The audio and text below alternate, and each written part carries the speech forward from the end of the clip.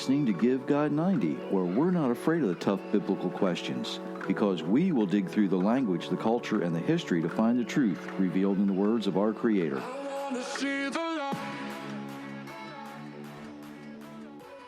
Hello, everyone. Happy Thursday to everybody who's listening on Thursday. If you're listening on a different day, happy whatever day you're listening. I guess that works.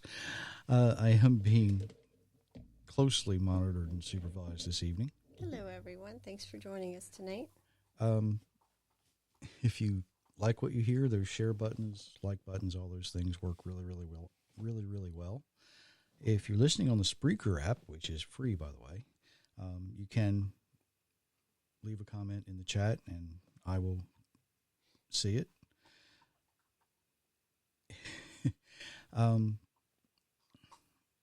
We had a really, really nice day here today. The folks in Florida had a really, really bad day in Florida yesterday, right? Overnight. So prayers go out to them. And from what I see of the pictures, it's going to be a while before they get all that cleaned up. Hopefully they don't have anything else come in their way until that's resolved, and it won't be as bad next time. It'll just be a nice little shower of rain when they need it. But we all know how Florida works. They always seem, they're kind of stuck down there out between the Atlantic Ocean and the Gulf of Mexico, and it always gets, they get their storms. They learn to live with them. So I guess the old saying's true. You can learn to live with anything if you want to bad enough. If you haven't been to GiveGod90.com lately, you might want to check that out. And all kinds of neat things going on. So you might want to check out author Jerry Mitchell, that's all one word, .com. See what's new there. Let's see. The last time I looked at how Yeshua Jesus probably didn't say what he's recorded as saying in Matthew. And I had someone message me and say, we can't put people to death for adultery today. We live in a different culture. How are we supposed to approach that?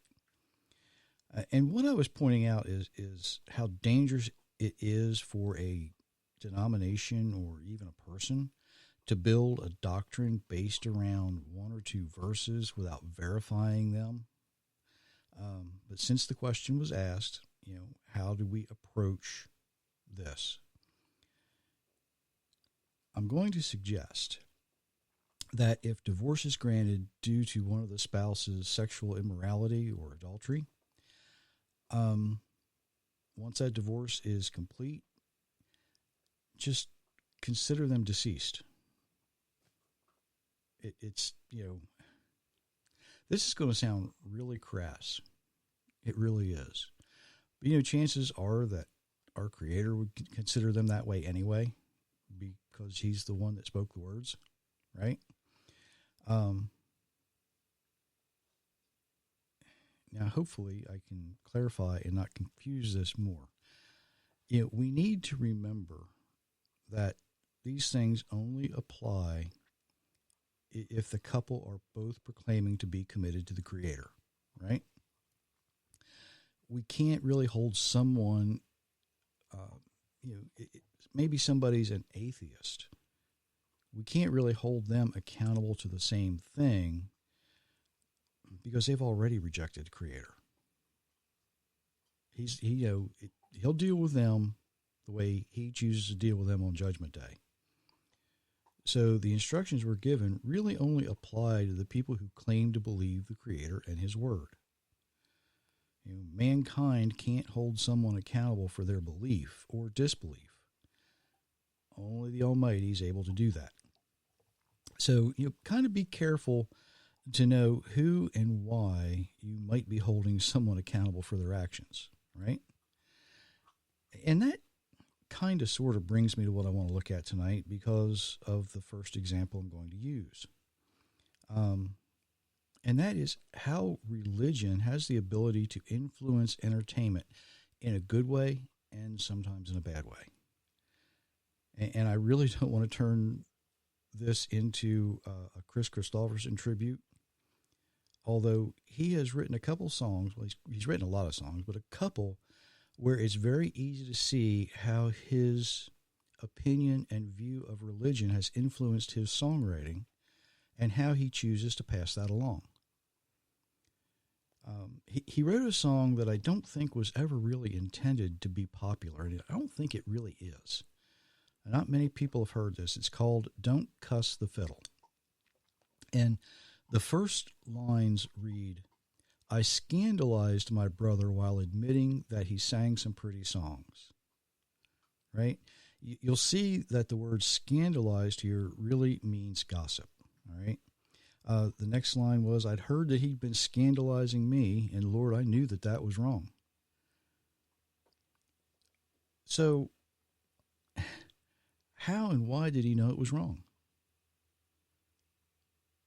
You know, we think of people in the entertainment industry quite often as not really having, or maybe I should say it this way, we think that they shouldn't have an opinion on their faith, on what they choose to believe. And I have said that it's only their opinion. But when an entertainer or a politician or anybody of any stature says things, I should say stature in society, says things, people tend to listen to them.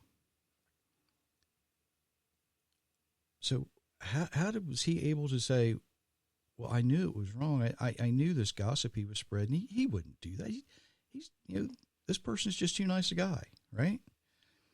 Well, we're going to look at a couple verses in the Bible to show us why it was wrong, if you want to read those. They make evil plans in their hearts. They are always causing trouble. Proverbs 6:14. An evil person makes evil plans. His words are like a burning fire. An evil person causes trouble. A person who gossips ruins friendships. Proverbs chapter 16, verse 27 through 28. Without wood, a fire will go out, and without gossip, quarreling will stop. Proverbs chapter 26, verse 20. So, we should be able to see that gossip is something that does absolutely nothing to build a relationship. It only tears it down. And here is where we need the chorus needs a little explanation. The chorus of the song needs a little explanation. The chorus reads in part, don't ever cuss that fiddle boy unless you want that fiddle out of tune. Now, what Christopherson's doing is using the fiddle as a metaphor for the people that you care about. And when we speak about them in a negative way, it brings trouble. And to a musician, it may very well make them think that that relationship is out of tune. It's not the components aren't working together properly to offer a pleasant sound. And that's what gossip does, doesn't it? It when you talk about somebody and, do you know where they were last night? Right? You know what I'm talking about. It puts a strain on the relationship because it's going to get back to them. It's going to get back to them. There's another line in the chorus that I kind of like. And it's, if we ever get to heaven, boys, it ain't because we ain't done nothing wrong. We're in this gig together, so let's settle down and steal each other's songs. In other words, if we get to heaven, it's not because we've been totally righteous. You know what I mean? We don't get there on our own. So let's work together instead of driving each other apart. Let's all get together. A gig is a slang term used for when musicians get together and perform. Let's all get together. let's all be on the same sheet of music. Make sure all the instruments are in tune. Right? Well, that kind of sounds like good advice, doesn't it? That sort of sounds like something you want. You know, nobody wants to go to any type of a music concert. It doesn't matter what genre of music you're playing, but nobody wants to go and hear out of tune instruments. Nobody wants to go listen to a singer who sings off key. Nobody wants to listen to a drummer who's dragging or running away either, right? Now, I don't know the entire story for the reason he wrote this song, but I know a lot of people who have ruined relationships because of the things they have said that have caused other people to question the character of the person they were talking about. And I don't know how many times I've heard it, and you've probably heard it too.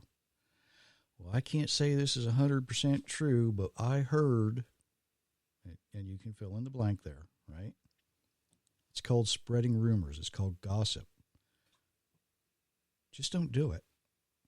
It serves no purpose other than to tear down relationships that maybe you spent years building. It only takes a moment. You know, your tongue is the strongest muscle in your body. It has the ability to build things up, and it has the ability to tear things apart. Now, I should say, if you know something is true, that's kind of a different story, and you need to be careful about the way you say things, the way you respond to people who may inquire about what you know about it. And I used to tell the crew that used to work under me, the way you say something is often more important than what you say. The way you say something is often more important than what you say. You can tell somebody their house is on fire, and you can do it in a way that they remain calm, and start asking, well, did you call the fire department? Did you do this? Or you can, go to them all upset and excited, and you've done absolutely nothing other than to deliver bad news. So how we say something is often more important than what we say. And that's what he's talking about here. Let's just not gossip. I did it. He starts out, I scandalized, I gossiped, and I heard that he's been doing it, and that just can't be right. He's too nice a person to do that. And he goes on in this song to say, let's just work together. Let's just work together. Make sure everything's in tune. Now, there's another Kristofferson song that probably a lot of you are going to remember if you're over 35 or 40 years old. I don't know about the younger folks. And it deals with a question that a lot of people have. And the first verse is very easy. And you're probably going to recognize it before I even start, right? Why me, Lord? What have I ever done to deserve even one of the pleasures I've known?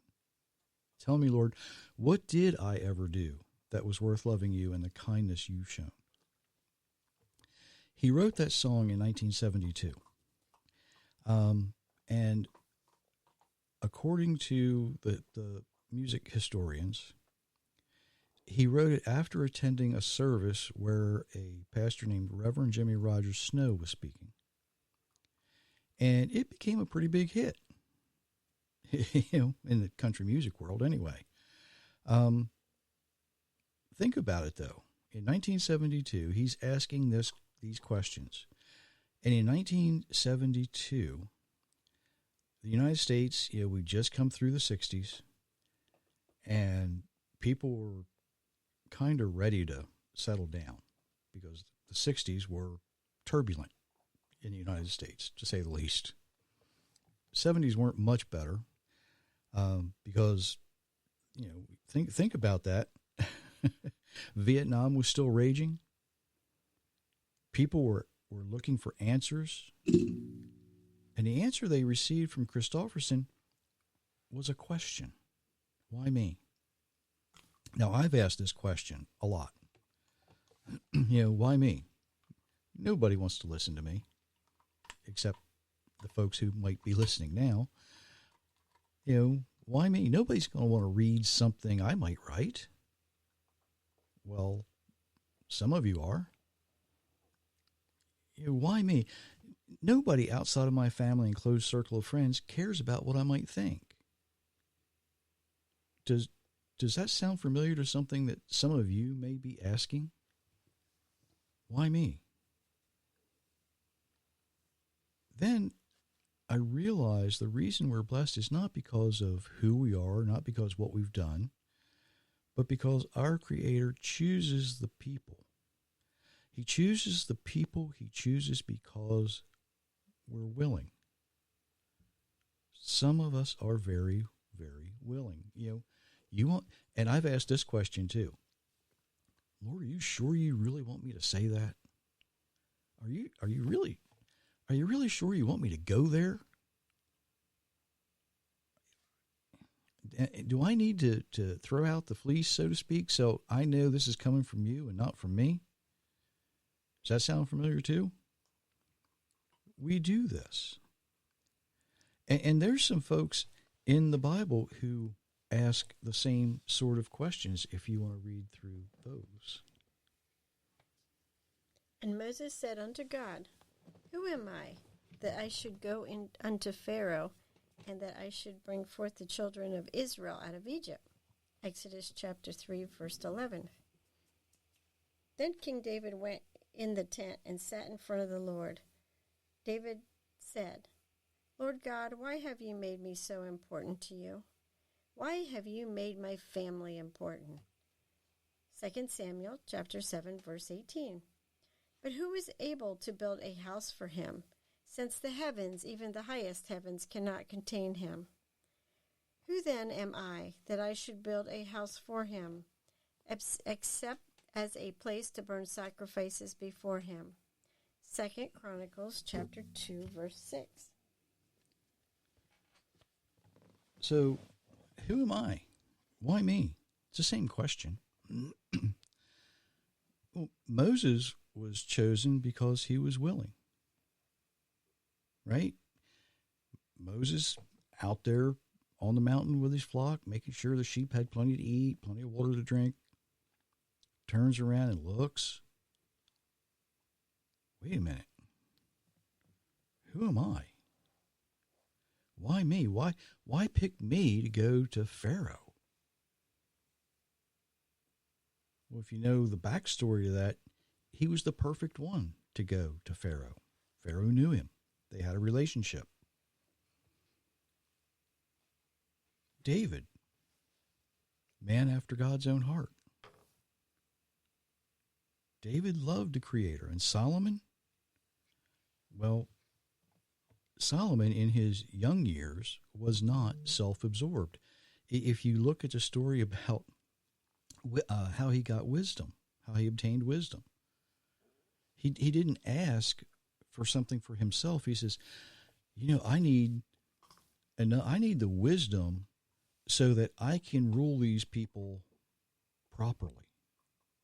He wasn't self-absorbed. He says, I need what I got to know some of the things you know, so I know how to rule.